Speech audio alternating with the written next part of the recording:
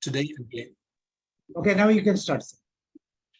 Okay, good afternoon, hello and welcome. I'm Raza here from Sage Mentor, and thank you again for Wings of Life and the great people I know inviting me again into this session.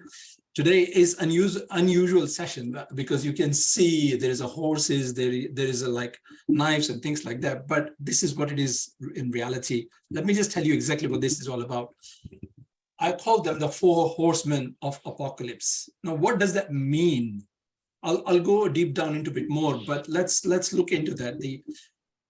If we have a personal and professional relationship, it's like a lot like buying a car and driving it off in the pure bliss that nothing wrong, everything is working fine. It is overwhelming if you look at the relationship in that manner. But when the relationship is breakdown, our emotional and mental state is all over the place. We end up in the antidepressant, or we go through the therapies, or we go through the counseling. But when a trained eye or mechanic's eye look at the car, they see there is something wrong with the car. Same thing is happening with the relationship. But my idea is to share some of those things, those 4 horsemen, and some strategies with you today, so you can see exactly what is happening in your personal life, in your professional life, and how you can manage that to have a successful relationship. Now, there was a whole lot of research was done by Dr. John Goodman and his colleagues at the University of Washington, and discovered the 4 clear indicators of relationship failures, be it at work or be it at home. But majority of the time, they have done the relationship, this research on the work environment, because the work environment is where we spend 8 or 9 or 12 hours a day spending with the colleagues, with the bosses and things like that. We spend, I mean, even though we have it 24 hours across the globe, wherever you go, but reality is that we spend 10 to 15 hours at work. We spend less hours at home. We spend less hours with the family or sleep. But that's one of the reasons that our health is in this dire strait at times. But anyway, I'm not here to talk about that, but I'm going to talk about these 4 horsemen. What they found is that the 4 horsemen of apocalypse are profound, that their presence and predict the demise of a relationship within 93% accuracy. Now, Dr. John Goodman and his colleagues at the University of Washington discovered that the 4 clear indicators of relationship failure, dubbed as the 4 horsemen, are, the research and the researcher in Washington made their prediction that with married people, these behaviors are causing havoc. And not only that with the married people, but at workplace as well, because when we have a relationship with our junior or our senior, maybe management, maybe somebody's reporting to you, if we don't care for that sort of thing, if we don't look after that relationship, these are the problems which happen all the time. And I've seen it myself personally in my work environment, because one of my bosses is just stonewall me, which I'm going to talk about later, and the other things happening, and I become a defensive. So we all in that situation. The research found that the 90% of the top performers are skilled at managing a relationship, right? They understand their emotions. They don't go through the emotional instability. If they hear a bad news or are in conflict, they don't get frustrated, because what happens is when we hear a bad news, we get very frustrated, we get very angry, the emotions start coming in. But if they are emotionally intelligent, you don't get frustrated. You manage that relationship, you manage that conflict. You do things in a different way, which normally we don't do, because we need to be understanding ourselves. We need to be self-aware, and we need to have a self-control, which is part and parcel of our emotional intelligence. What they do is that, in fact, they avoid these 4 horsemen like this plague, because they are plague. If we are not careful, it causes a problem: mental health, emotional health, relationship with the kids, with the family, with the workers, all those things. So these are the things which happen all the time. They have also found that the 4 horsemen are all too common in the home and a workplace, and when their ugly heads, when the ugly heads rises, the relationship, teamwork, performance, everything, even the businesses suffers. So that's what we're talking about today, right? So the four horsemen represent the counterproductive act we can easily fall victim to when our emotions improve. As you read each of the horsemen, which I will explain a bit more in detail, consider its relevance in your relationship, be at home or be at work. Remember that conflict itself is not a problem. Conflict actually is a normal and ideally in a productive part of the two people with the different needs and interests working together. Because when a great team, it'll always be a different skill sets, but yeah, we will have a conflict in terms of our ideas and how we implement those things, but is a good thing. But these conflicts needs to be managed in a certain way. So the amount of conflict between the two people has no bearing whatsoever on the relationship success.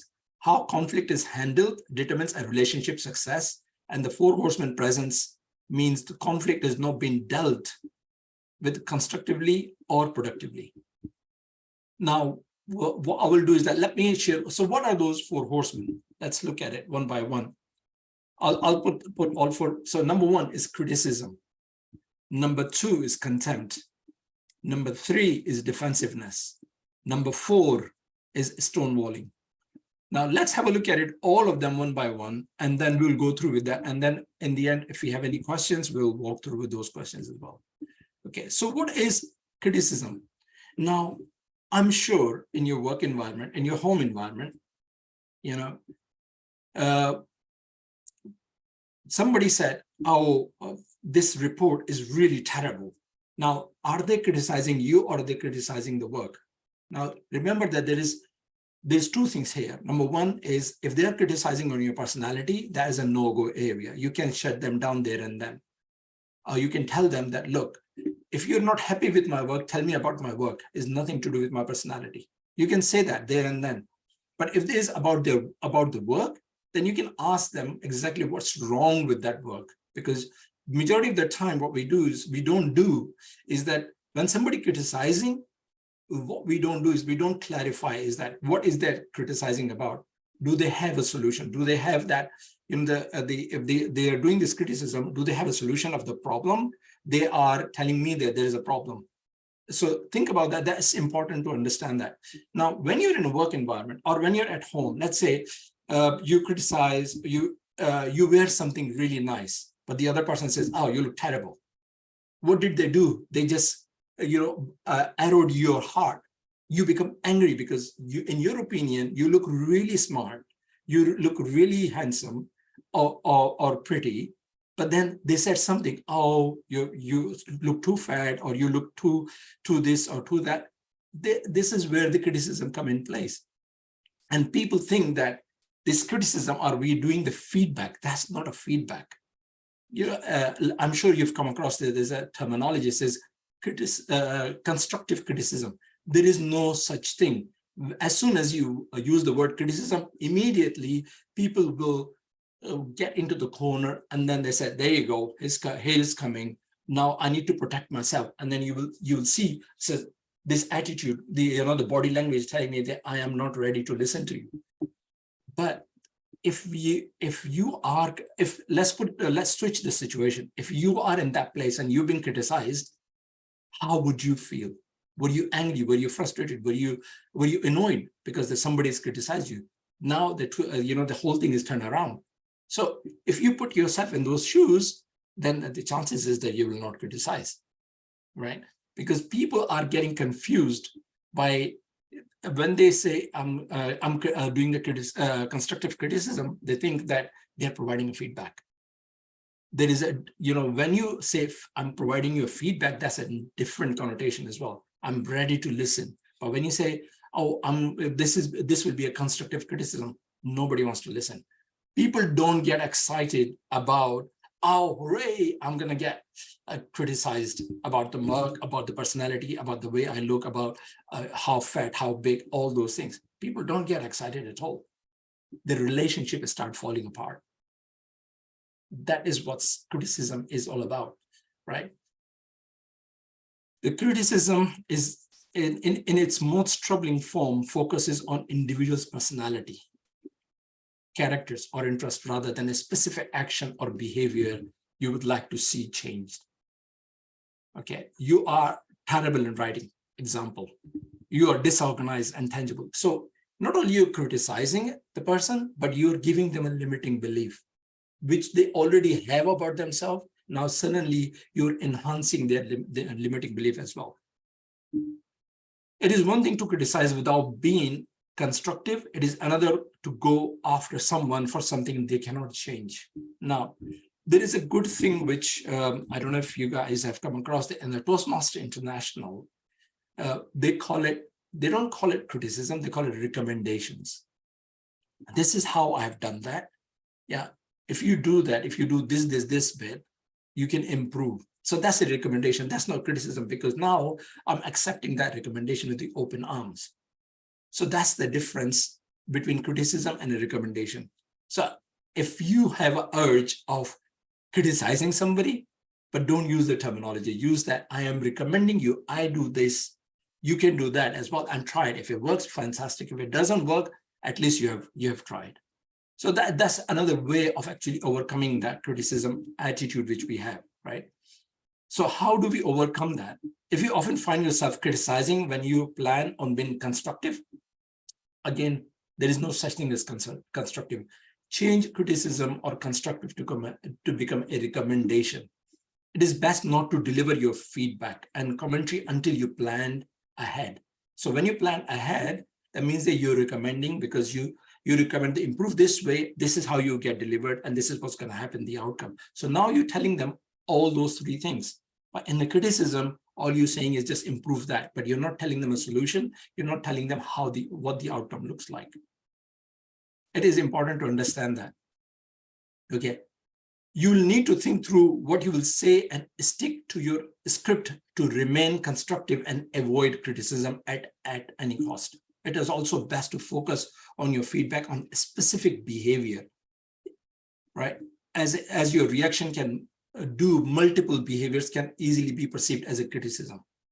So if you're criticizing, we are going through the anger, anxiety, depression, annoyance, frustration, all those emotions is kicking in when we're criticizing. So avoid it. If you cannot deliver feedback without generalizing to the other person's personality, it's better that you say absolutely nothing. So that is what the criticism is. Now let's have a look at the next one. Next one is contempt. Now, what does that mean? So let me just, sorry about that. Contempt is a strong feeling, is all about disrespecting a person or someone. It involves viewing a target as inferior, worthless, or even undeserving of a consideration or a conversation. That's a contempt, because sometimes even with our eyes, we can contempt people, the way we look at them. Yeah, I'm sure you've come across so many times that there is a beggar on the street, or there is somebody on the street. We look at them, it's like, oh my God, it's like a contempt, right? You don't know their circumstances, you don't know their situations, but you are giving them, you are contempting them already with your eyes. Contempt often manifests in a behavior such as mockery, belittling, sarcasm, eye rolling, I just talked about, or dismissing the opinion of the feeling of others. It is a destructive emotion that can erode relationships and hinder effective communication, right? The example of contempt, have a look at that. And I've been looking at it in my personal life as well as the work life, but have a look at in your own life as mocking someone's idea or belief in a demeaning manner, using sarcasm or belittling or undermining somebody's contribution. Because what happens is that when we're in a project situation or when we are at work situation, somebody doesn't participate or somebody participates a little bit, what we're doing is we're creating environment, backbiting or causing problem, or talking to the bosses about them. What we're doing is we're belittling them, we're condemning them. Now, rolling eyes or displaying a condescending facial expression in response to someone's thoughts or feeling. Because we can be very dismissive of people's thought. That's fine. All we need to do is listen and understand calmly. You don't need to respond. You don't need to say anything. If you don't like it, that's fine. That's not a problem. It's their opinion. but we have to respect their opinion. That's where the emotional intelligence come into play when we talking about the relationship management. Now, interrupting or talking over someone else to dismiss their perspective. I have a really bad habit because, as soon as somebody says something, I'm already start thinking how I'm going to respond. And sometimes I cut them off as well. So that's a message to me as well. But this is what we do all the time. We are not listening. We are not giving them undivided attention. What we're doing is that our thinking is just going to, oh, how I'm going to respond. Let me cut it off because I don't like that, what they're saying. And then habitually criticizing or ridiculing someone, making them feel inferior. This goes a lot in the school environment when the group of the girls or the boys get together and then there's somebody new come in. That's what they do. They habitually criticize them, making them look smaller, making them look isolated, and then laugh at them and everything. And that's what causes the problem as well in the school environment. So how do we deal with it? To deal with the contemptuous behavior, it is important to address constructively. Here are some of the strategies which we can recognize the contempt, be aware of sign of contemptuous behavior, both in yourself and others. Acknowledge that it is a detrimental to healthy relationship and effective communication. Practice empathy. Foster a sense of empathy and understanding towards others. Try to see things from their point of view. Even you disagree, which we talked about, because there's a lot of time we disagree, but we're just trying to understand their point of view. Okay, that can help reduce the contemptuous attitude. Improve communication. Encourage active listening, open dialogue, respectful communication. Focus on understanding rather than winning the argument, because we love to win the argument. Sorry about this. Okay. Build self-awareness and encourage other individuals to reflect on their emotions and behavior. Help them identify when contempt arises and explore in underlying causes such as insecurity, resentment, or lack of respect. Okay. Fifth one is foster a positive and respectful environment. Create a culture that values mutual respect, appreciation, encourage teamwork, collaboration. I mean, teamwork and collaboration can happen at home as well as at work. And constructive feedback. Feedback. Remove the constructive word, just a feedback. Set a clear expectations for a respectable behavior. Because especially now the younger generation, as they're growing up the way they're growing up, they can be disrespectful. But what we need to do is to set a ground, set the line, that these are the expectations I have on you to be respectful. Now, the sixth one talks about the conflict resolution. Teach conflict resolution skills or learn conflict resolution skills, because conflict will always be there. But how do you deal with that? Such as finding a common ground, seeking compromise, practicing forgiveness. All right. We were talking about the religious matters, right? We are not finding the common ground, which is causing a lot of problem across the globe, right? Provide a training on effective negotiation technique. If you don't know, learn it. It will be helpful at home as well as at work. Manage strong emotions during disagreement. That's where the self-control come into play. We need to manage those emotions. And lastly, seek professional help if needed. Dealing with the contempt requires effort, commitment to the personal growth, and positive interaction by fostering empathy, improved communication skills, and creating a respectful environment. It is possible to mitigate the contemptuous behavior and build healthier relationship. So that's what the contempt is all about. Now let's have a look at the third one, which is defensiveness. Now, this Grim Reaper is standing on the doors and protecting himself or herself. Now, defensiveness is like this, the body language, right? I don't know if you can see that. The defensive manifests as a defensive posture where individuals may become guarded and hostile or engage in a counter argument. I'm ready to fight, that's it. I'm not gonna fly, I'm gonna fight, because they are they are wrong, they don't know my situation, all that. To protect their self-image, avoid admitting faults, or maintain their beliefs or opinion. It can occur in a various contexts, including personal relationship, professional settings, or even abstract ideas or ideologies discussion. Defensiveness, especially when we are in that, our mind is become blocked. And that can hinder a effective communication and problem solving, because it creates a barrier between the individuals, preventing them from listening openly. Because once we are in that situation, our minds are blocked. That's it. We are not listening. Doesn't matter how much sense or logical word or a conversation you're trying to have with the person, because they are in that defensive mode. So it's better not to have that conversation, but I'll share these strategies later. Consider alternative perspectives of finding a common ground. Again, you can only find a common ground when the person is not defensive anymore. They can listen to you. Their mind is not blocked. So if you don't find that, it can escalate conflicts, misunderstanding, and hinder a resolution of an issue. Understanding and managing a defensiveness requires self-awareness, empathy, open-mindedness. By recognizing our own defensive tendencies, consciously choosing to respond with the curiosity, empathy, and willingness to consider different viewpoints, we can foster a healthier relationship and more productive interactions, right?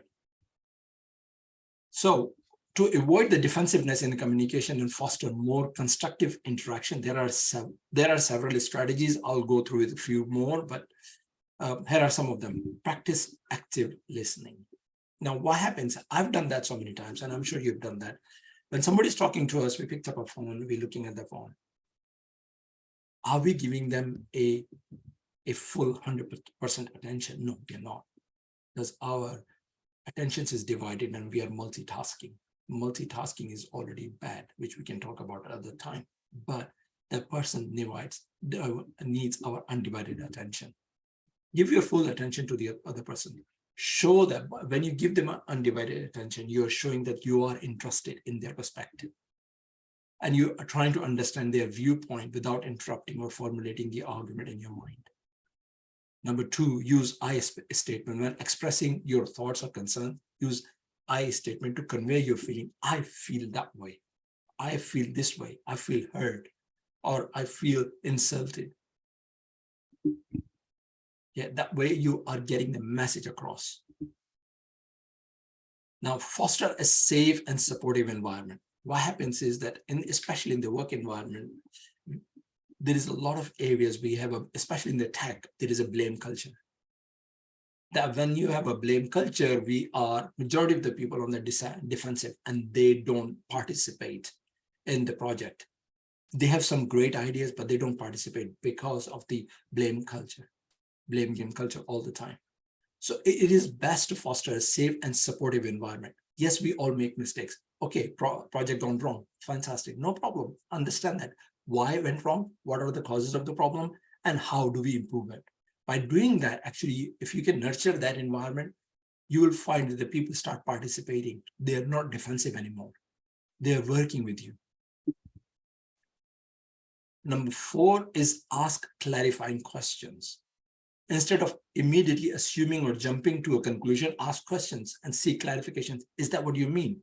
Is that how you work? Kind of you're getting a deeper understanding of the other person's point of view by asking questions. Because when you're asking questions, you almost turning towards yourself as a coaching model. Because what you're doing is that coach always asks questions to get the better understanding of the person's situation. By asking questions, you are learning and you're getting a better understanding. And the fifth one is reflect on your reactions. Be aware of your defensive tendencies and willing to examine them. Because what happens is that when we become defensive because somebody said something and that was our idea, or we've been criticized on our ideas, we become defensive. Understand where is that coming from? Is that the limiting belief? Is that the thought process which we have? Is that something which we brought up with? Where is that coming from? Separate the person from the issue. Focus on the specific issue on a topic being discussed rather than attacking or criticizing the individual. That's what we talked about earlier, that there is two things. When somebody's criticizing, are they criticizing your personality or are they criticizing at work? You need to separate those two. And make sure that you say the same thing when the person is criticizing you as well. That if you want to criticize, tell me about my work, nothing to do with my personality. I remember somebody, there was a long time ago, I was working in one of the London Underground, and they have a habit, even in the summer, you have to wear the suit and tie and all that stuff, and the summer is very hot. On one time, I didn't wear the tie because I was like feeling hot, and suit is, jacket is bad enough in the summer. And then this particular guy, he said to me, he says, "Where is your tie? You're supposed to wear a tie." I said to him, I says, "Do you care about my work or do you care how I look? Without wearing a tie, I deliver what I need to deliver." So I set the expectations there and then. You can do that too as well. You don't need to that take that and then have a mental stress later on. Why did he say that? What's happening? Am I look that bad? Am I look this? But criticizing a personality is just a no-go area at all. You just don't allow that, because we already have enough problems. Having a personality criticism is just the the mental health issue, detrimental to the health, personal health, physical health. All those things come into play.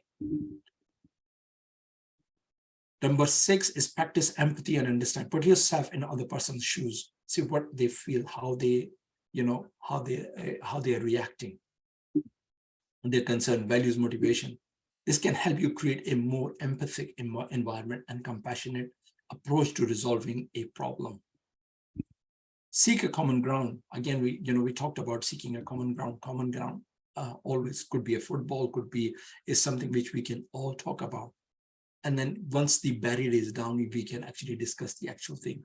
I mean, I know in UK, in European culture, there is a common ground about the animals. They love pets, cats, dogs. So number of times I break that barrier by getting, oh, I have a cat, she's like this, she's like that. And then everybody is getting involved about, I've got a dog, I've got this. And then they love it. You can see they smile and the ice is broken. Once the ice is broken, it's easier to talk about other things.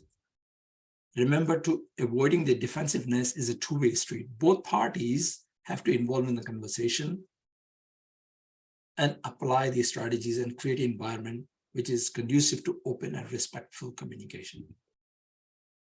So this is what is the defensiveness. The last one.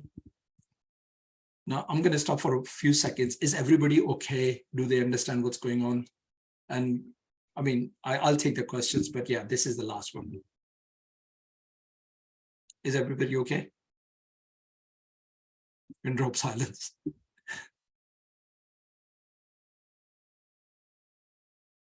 Okay. Then the last one is the one is called stonewalling. When it comes to the relationship, stonewalling is akin to constructing an emotional fortress between the partners. Now, men are very good at it. I am.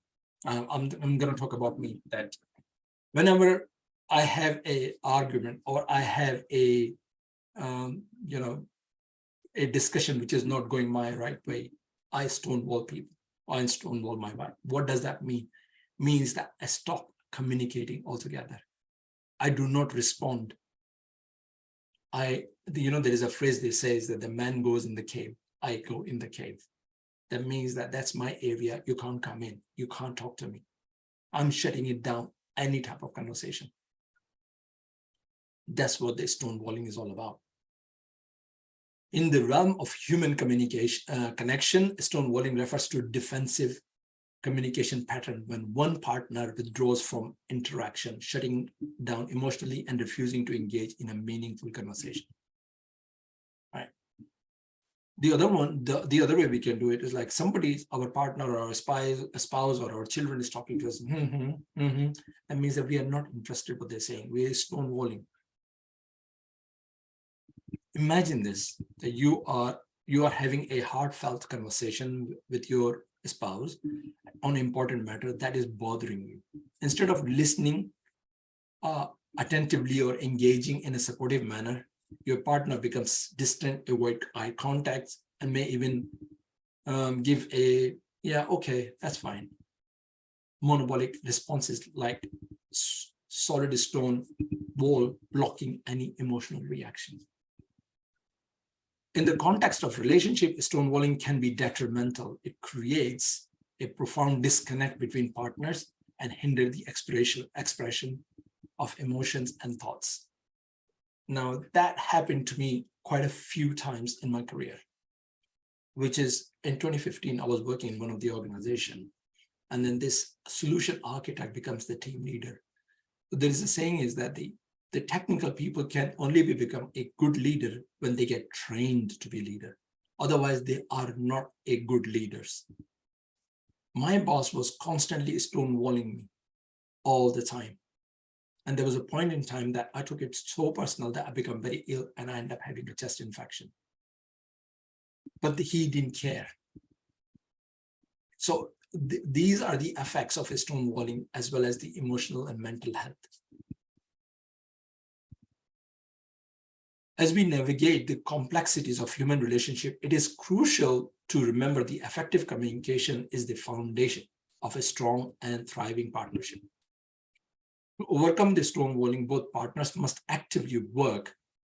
Can it be at home? Can it be at work? Maybe it's the bosses or your junior who the person is reporting into you. Okay. We need to create a thriving partnership. To overcome stonewalling, we must actively work on emotional intelligence and empathy. Means we should know, we should be aware of ourselves. We should have a self-control. We should be aware of our social environment, and we know what the relationship management is all about, and then empathize with the other person. Engage in active listening, validating other person's feeling, expressing one's emotion in a non-confrontational manner are crucial steps in dismantling the emotional barrier, especially when it comes to this stonewalling. So what are these strategies? There's like few strategies, let me share. Number one, listen and don't look away. Instead of retreating into silence, and lend a empathic ear to your partner's concern. Maybe, if you are in a work environment and there was a problem is happening with your junior, with your bosses, take them out for a coffee, sit down, understand what is going on. Because sometimes when people bring home problem at work, they cannot perform. When people take a office problem at home, they cannot perform in the relationship. So by listening to them or taking them out for a coffee, sitting down and understanding what is going on in their life, you giving them a shoulder to cry on, and you listening to their problem. You may have a few ideas with your own experiences, which you can share, but at the same time, listen, don't look away, don't pick up a phone. That's what we do. Use the then second one is the use the I inside. I feel overwhelmed when rather you always. Number three, break down brick by brick. Disarm the stonewalling with the humor. Have a laugh and have a joke. Find the commonalities. Number four, art of compassion compromise. Instead of digging your heels into disagreement, focus on finding a common ground, which we talked about. Imagine your partner wants to spend more time with friends, but you prefer quiet weekends. Find a compromise somewhere. Okay, you go ahead, I'll spend. Something like that. We can compromise both, we can compromise at work as well. Tech detox for reconnection. What we do is that everybody, since the advent of the telephone, mobile phone, now everybody's on the tech. Even on the dinner table, we're on the tech. Everybody, if it's a 4 people, there's a 4 mobile phone. If it's a 5 people, there's a 5 mobile phone. Tech detox, put that away, have a conversation. Because you are you're making that connection, and you are stopping that stonewalling. Number 6 is storm the castle of silence. What it means is that organize a spontaneous adventure, maybe going out, for the picnic or a date night or whatever that is spontaneous. Doesn't have to be planned, because what happens is we have to plan everything like that. No, it doesn't have to be planned.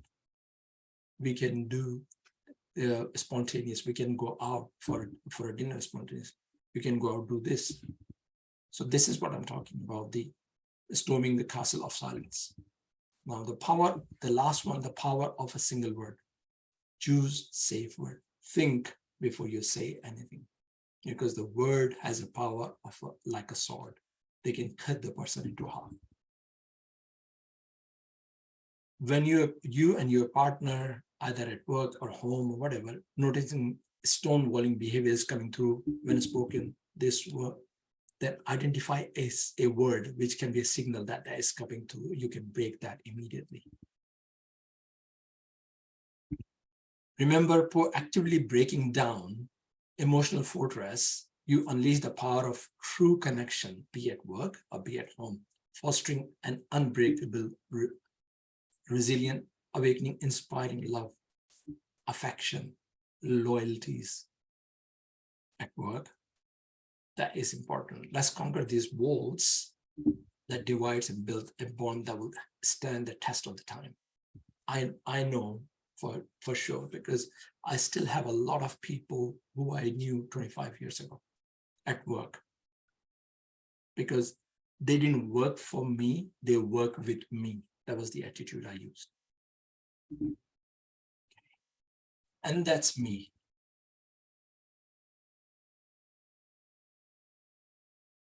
And that's all for today. Thank you very much.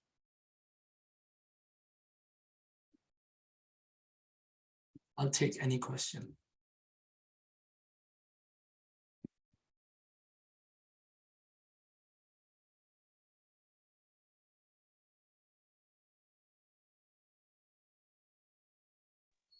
So can you Thank you, sir. explain? Yes, yes. Thank you, sir. It's a wonderful presentation. Really a new style that you are created. PowerPoint with the presenter view. Really nice. Thank you very much. And you have explained 4 horsemen with special qualities. So it's a really wonderful talk and more informative and in presentation as well as content. Really thankful to you. Thank you. And Rajinath sir, can you do say? Well, RAZA Khan's presentation was very nice, very important in terms of emotional relationship, criticism, contempt, defensiveness, and stonewalling. You're welcome. Relationships, criticism, contempt. You told there is nothing as such constructive criticism. Well, very often when we don't realize one thing at the proper level, and when we don't know how to execute it in the right sense, I think problems arise. Absolutely. So when people are with the defensive nature, we fail to recognize them. Anyway, sir discussed about all these points and gave solutions or constructive ways in which we can approach defensiveness of others, and when stonewalling, etc. Very often, I think the most important thing is to handle all these kinds of problems is by showing our empathy to others. Okay, sir. Thank you for your wonderful elucidation of the topics points. Thank you, sir. You're welcome, Shreji. Thank you.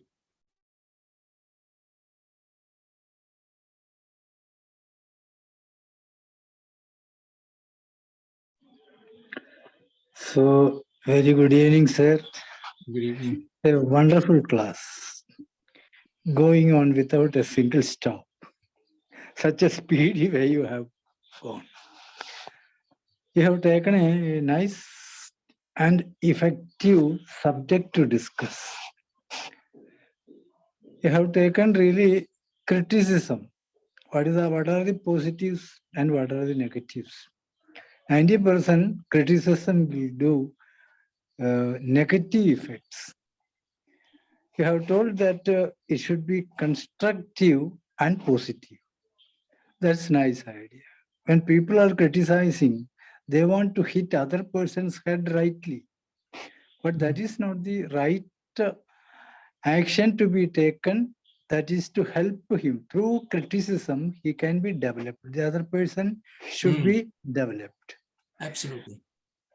Then again, you have told that, sir, you should not use sarcasm because that sarcasm kills him. Actually, mentally, that will kill the other person. So avoid that. Again, you have told that put the other one's shoe, put our legs to another one's shoe and understand what is his perspective and react. So nowadays, nobody is doing that. No, you should see that empathetic action, empathetic role to the other person. He is like me. Both are equal. Don't kill him. Giving criticism. You have done in a wonderful manner. Understand what the other person's perspective and what about he is telling. Hear it. Hear it with the hearts, not with the ears. Nice idea, sir. Nice idea. You have given again this stonewalling. That is very important. Stonewalling is mostly disturbing the family life. Yes. So you have given a red signal, see things before doing stonewalling. A wonderful class, sir. Thank you very much. Thank you. Thank you, Dr. Ahmed. Thank you, sir. Thank you very much. And Abdul Rahim, sir, can you speak something? Abdul Rahim, sir, is also a professor from Delhi University. I mean, I think, Abdul Rahim, sir, can you hear? He is busy, I think. Vincent, sir.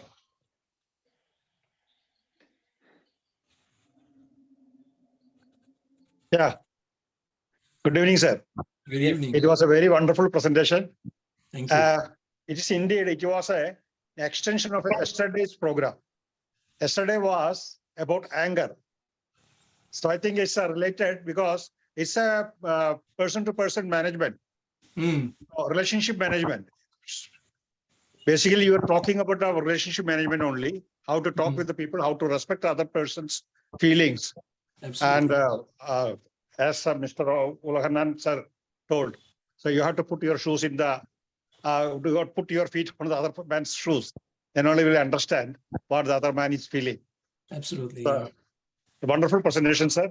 Thank And as Sabu sir told, it's a new kind of this thing because you are explaining as of by showing the this thing also. The pictures of those four people who are killing people, right? Thank you, sir. Thank you very much. You're welcome. So we have used so much time presentation, but how to use this right? That's an interesting thing. So you have to click on the right click on the presenter, full presenter view, and select the presentation view. Sir, one more thing about criticism. We have two important things. That is, one is constructive criticism that I think you have already mentioned, and most of them are destructive. Maybe that is they are destructive. I mean, the other thing which we do is, Dr. Subramaniam, is we do the self-criticism as well, which is even worse than somebody else criticizing. And then we all do that because, we want to be everything to be perfect, but when things are not perfect, we self-criticize. And that causes such situations, you have to identify the criticism is constructive or destructive. That you have to first identify. then then we have to work out. Yeah. Instead of that, criticism itself, we feel that it is always bad. It's not like that, no. Yeah, I mean, as soon as you say criticism, then people already feel that they shut down their mind. They said, that's it. I'm not listening to this person because he's coming up, he's going to criticize me or something like that. Is always happen. Abdul Rahim sir, are you there? He's also a professor, I think in this Delhi. Yeah. Yes. Sir. Yes. Sir. Yeah. You know, Just introduce. Our RAZA Khan is an emotional coach. He's an expert in emotional well-being, and you can conduct his programs in your university also. Yeah. So I enter in this program very late, even though I heard about the criticism and stonewalling and all that. Anyway, criticism has both positive and negative impact on us. One should, particularly the leader, should introspective their life if we are getting a lot of criticism, and we should instead of reacting, we should improve and listening the criticism and improve ourselves. Otherwise, a lot of trouble maybe takes place later on, and we should take it is a healthy criticism if we are in a fault, so that we can improve our personalities and leadership qualities. So we should learn from our fault to improve ourselves to become a good leader. Okay, thank you very much. You're welcome. So one word I want to add. Sir, you Please. have told that separate the person from the issue. That's very interesting. Nowadays we are mingling the problem to who are talking. It is mingling that will make a negative effect on the hearers and the public. It is. So actually, separate the person from the issue is a good signal. It's a good signal. Okay, sir. Okay. Thank you very much. I appreciate that. Yeah, one thing I would like to add, the difference between the politicians and bureaucrats. If we criticize the politician, they will accept it and even apologize. But if we criticize a bureaucrat, he never agree with that, and he become angry and he will take revenge against that. Okay, thank you. And I think the history is full of those ones at the moment, right? Yeah, that is the difference of the attitude of these group of people. Yeah. A very good example, really. Yeah, it is a good example. I think it's happening across the globe. People say, oh, there is a leader and all that stuff, but they are not a leader. They are just the dictators, majority of them. So.